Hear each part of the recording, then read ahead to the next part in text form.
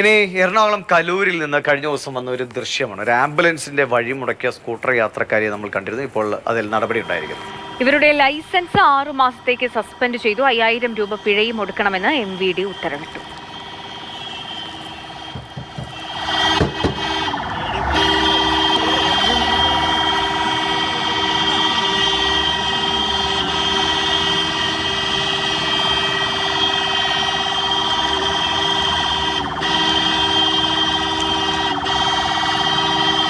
കഴിഞ്ഞ ദിവസമാണ് ഇങ്ങനെ ഒരു സംഭവം ഉണ്ടായത്. ആംബുലൻസ് ഡ്രൈവർ തന്നെയാണ് ഇങ്ങനെ ഒരു കൈപ്പത്തി അറ്റുപോയ ഒരു ഇതര സംസ്ഥാന തൊഴിലാളിയെ അടിയന്തരമായി ആശുപത്രിയിലേക്ക്, സർജറിക്കായി ആശുപത്രിയിലേക്ക് കൊണ്ടുപോകും വഴിയാണ് ഇങ്ങനെ ഈ യുവതി മുമ്പിലൂടെ വാഹനം ഓടിച്ച് ആംബുലൻസ് കയറി പോകാൻ ശ്രമിക്കുമ്പോൾ അതേ ദിശയിലേക്ക് ഇവരും വാഹനം എടുത്ത് ഒരു തരത്തിലും കയറ്റിവിടാൻ തയ്യാറായിരുന്നില്ല. അങ്ങനെയാണ് ആംബുലൻസ് ഡ്രൈവർ ഇത് വീഡിയോ എടുക്കുകയും ഒക്കെ ചെയ്തത്.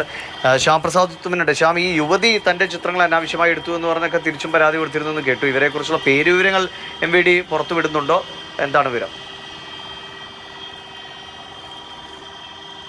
ദിവിഷ്, അതായത് മഹാരാഷ്ട്ര സ്വദേശി കസ്തൂരിയാണ് ഇത്തരത്തിൽ നടപടിക്ക് വിധേയമായിട്ടിരിക്കുന്നത്. പോലീസ് കഴിഞ്ഞ ദിവസം ഇത് സംബന്ധിച്ച് ഇവർ രണ്ടു കൂട്ടരും പോലീസിൽ പരാതി നൽകിയിരുന്നു.